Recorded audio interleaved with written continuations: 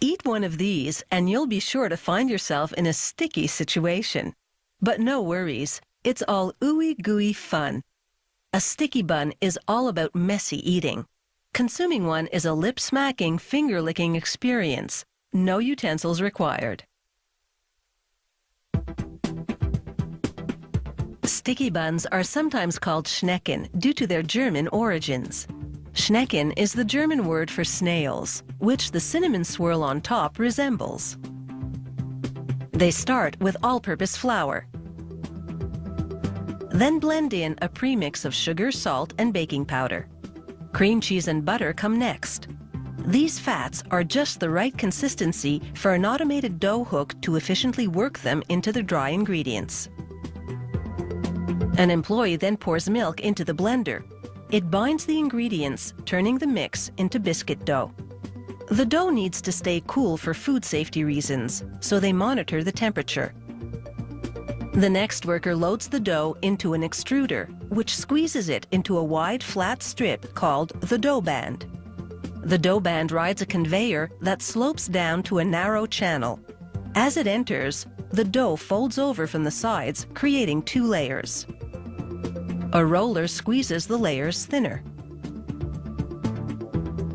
A device called the fanner now zigzags back and forth to layer the dough ribbon style.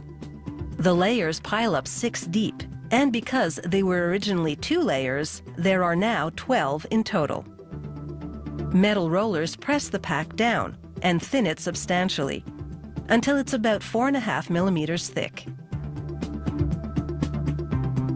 Next up is the sticky bun filling called cinnamon schmear. It starts with blocks of butter and lots of ground cinnamon.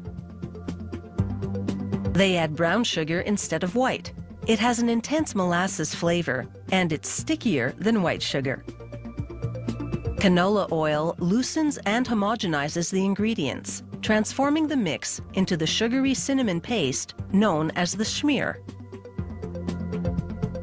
This cinnamon schmear is the consistency of cake frosting, so it can be easily pumped over to the dough.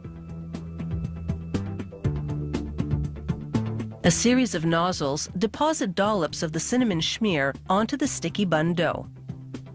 The dough travels under a long blade that spreads the cinnamon schmear evenly.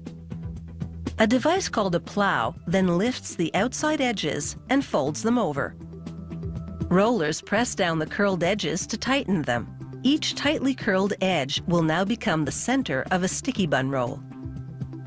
Angled rollers called roll winders pick up the curled edges of the dough and fold it into 2 parallel cinnamon rolls. A guillotine blade slices the parallel rolls into buns, creating sets of 2. Meanwhile, the sweet and sticky topping is bubbling away in a big kettle. It's made of honey, brown sugar, and butter. This topping actually goes on the bottom of the baking tray. They pump it into the container and then toss in pecans to give it some crunch. Putting the topping on the bottom of the baking tray means, of course, that these sticky buns are to be baked upside down once purchased by the consumer.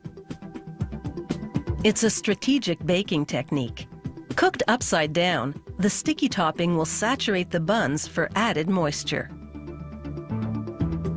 And by not exposing the topping to direct heat, it won't burn as it caramelizes into a sugary glaze.